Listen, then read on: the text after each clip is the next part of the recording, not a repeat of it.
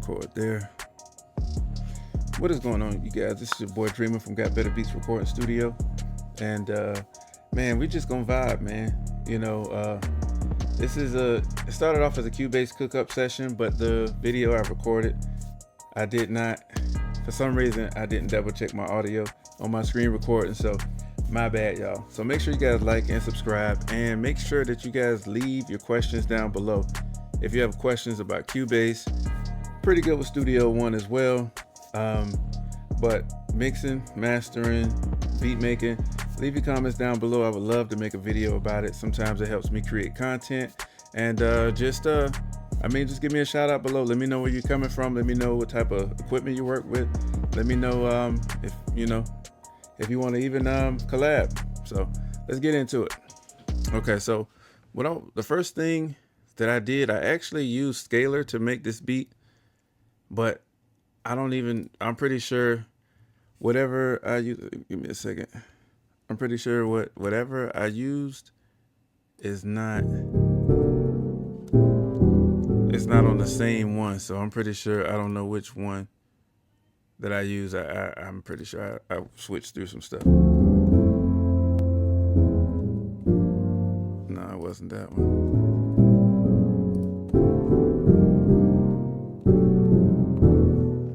Okay, so either way,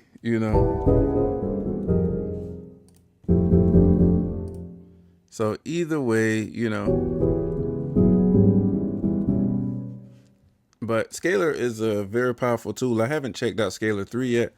I would love to, but I did utilize that, and it's a powerful tool, especially if you don't know chords.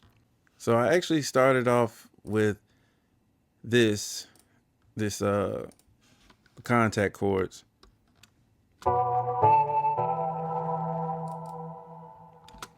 So real simple chords, as you can see. Real simple chords. And I think I use Cloud Supply for this right here, just in case you want to know what the sound is. It's one of the expansions in Native Instruments Complete Bundle.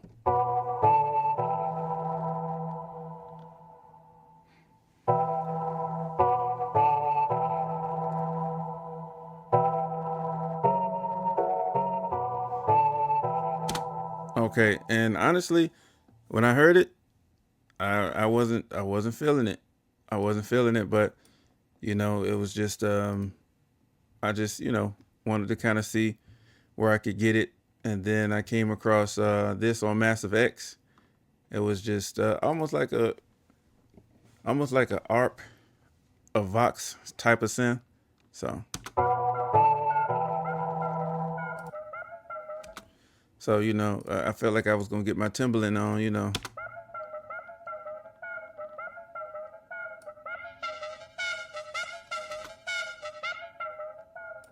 So I kind of filtered out some of that high-end static. So together, it just kind of gave it just a little bit of a little rhythm.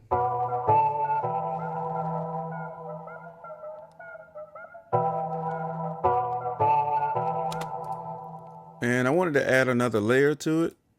So I went ahead and added in Polymax. I've been using Polymax a lot more lately. I haven't really dug into everything that it can do as far as creating sounds from scratch. I've been, picking a preset and just manipulating it a little bit, but this is a really good sounding synth. And matter of fact, I think Polymax might be free for a limited time. So if you don't have it, make sure you go out and get it. I mean, it's normally around $50, but this is a really dope plugin. Some free plugins you can live without, but this would be one that if you really like good, nice synthesizer sounds, this is a good one.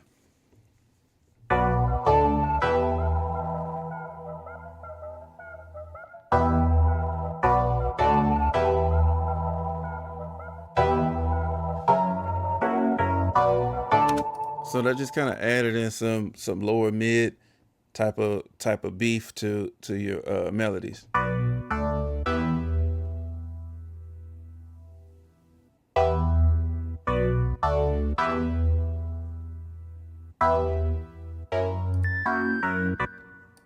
All right, so And I think even though this says UVI workstation, this is expand. I swapped it out. So I just wanted to add just a little bit of a almost like that West Coast lead whistle.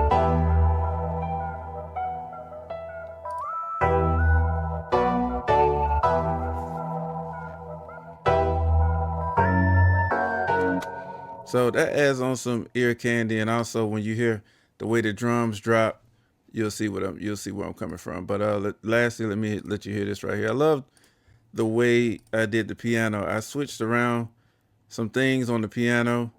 So these are technically the same chords, but I kind of opened up the chords a little bit and added in just some, just a little bit of ear candy here and there. So I'm gonna let you hear the piano by itself, then I'll let you hear it with everything.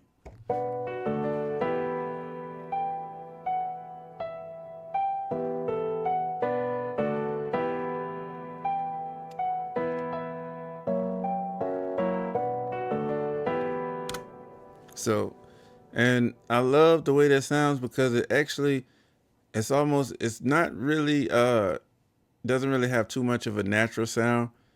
It does and it doesn't, because it still sounds kind of like, I programmed the keys, but I kind of wanted that to be like that because it just gives it a sound. So let me play all the melody elements together. Oh,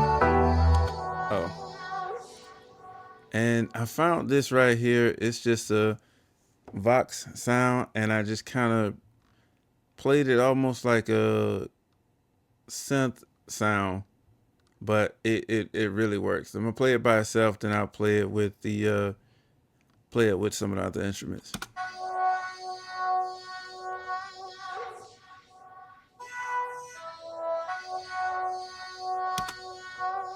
And by itself, it sounds it sounds really, just like it's no need for it. But once you hear it, it creates a vibe. Let me play it all together.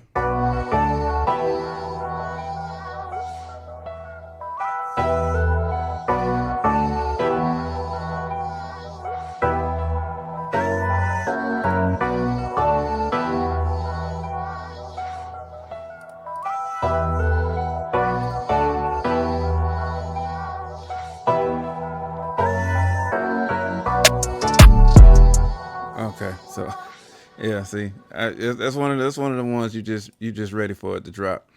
So let me go ahead and move on to the drums real fast. Okay, so now we hear on the drums. Let me let you hear what the drums sound like.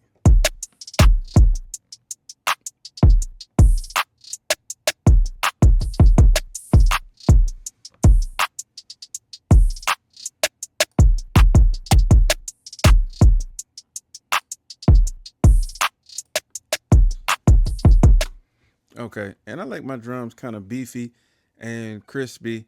I like them where they're not taking too much up on the track, but I do add like to add a little beefiness, a little saturation. I don't like them too dirty, depending on the track.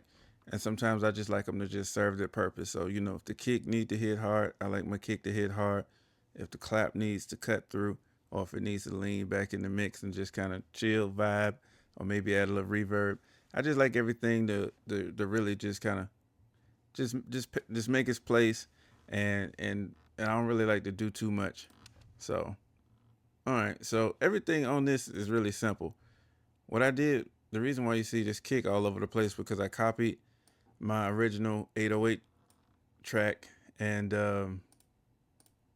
but what I did was I just made sure I fixed it to just being on the C3. So let me fix that.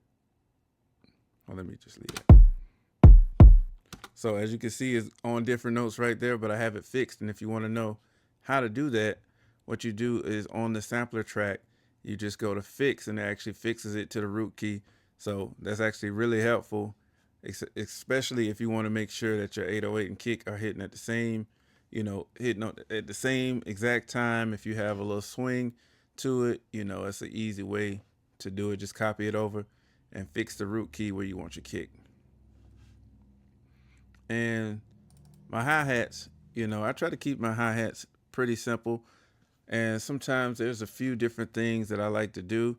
I really didn't do none of my main tricks on this. I just kind of, just kind of kept it simple and just added a few rows here and there.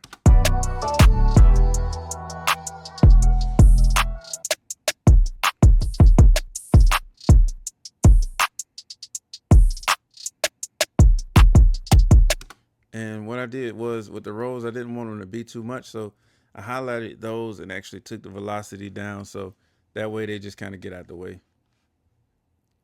Open hat, it's just place these here and there, and I kind of turned it down in the mix, so you really barely notice it.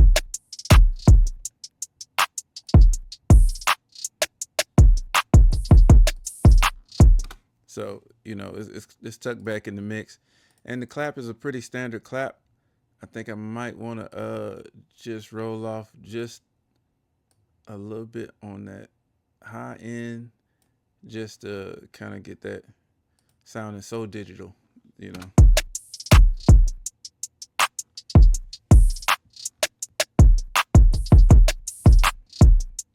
Because when you process digital drums, sometimes they get to really sounding, like harsh on the high end. So sometimes I really like to, be careful how I actually process everything, and sometimes I go back in and just make a few adjustments. And the snare, I wanted to add a regular snare, but I just added just an accent 808 type snare.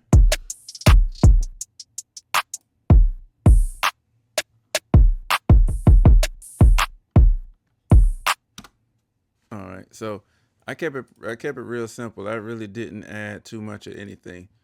So I think the main parts of the beat actually kind of, it really does what it needs to do. And this is the 808 right here.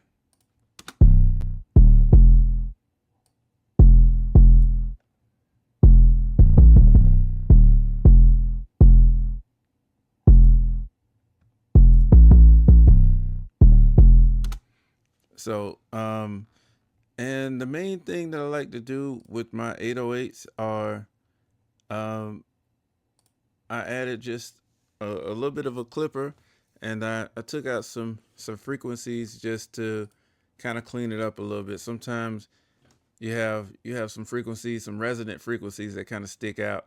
I'm gonna disable my EQ and let you hear it.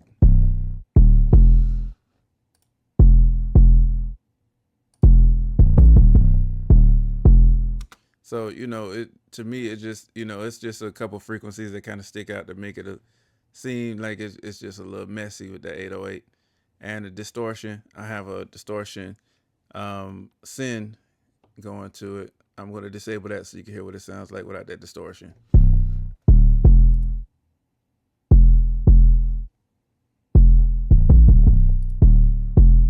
So honestly, the distortion just kind of gives it that top end sizzle just a little bit. And I don't like to do too much on the distortion because sometimes it takes away from your low end. So I like to blend it instead of actually putting it straight on there. And the clipper is just kind of saving me just a little bit of headroom while sounding, still being punchy.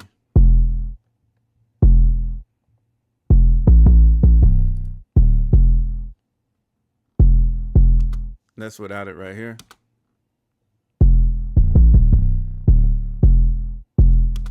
And this is with it.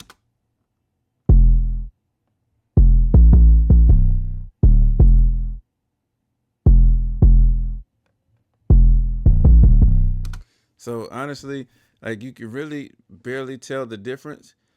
And the good thing is with this clipper, I'm actually saving 4 dB of headroom, but you really can't tell the difference. So that's why clippers can be amazing.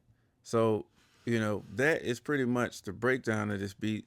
So what I want to do is I just want to run through and let's just we'll just do a quick arrangement. Because it's going to be on the website, so if you're interested on it, just make sure you check out the website. It'll be there.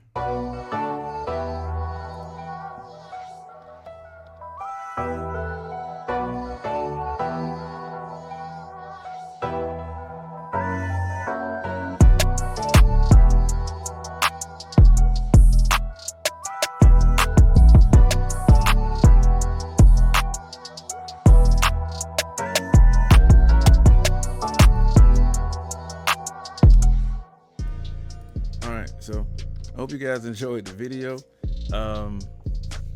Yeah, and just let me know what you guys want to see, because I'm getting better, but trust me, I need your help. I need your views, and I need your input. So trying some different things.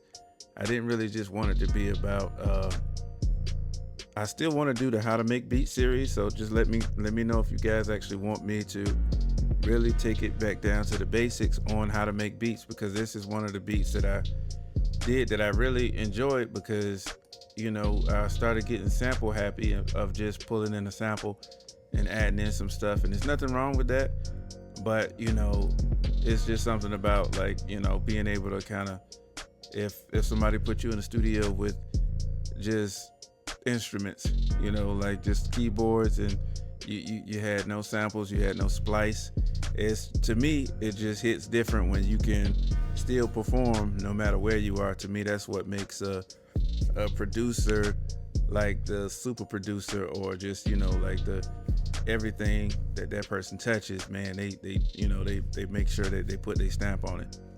So hope you guys enjoyed the video, man. I'll see you guys in the next video. Peace.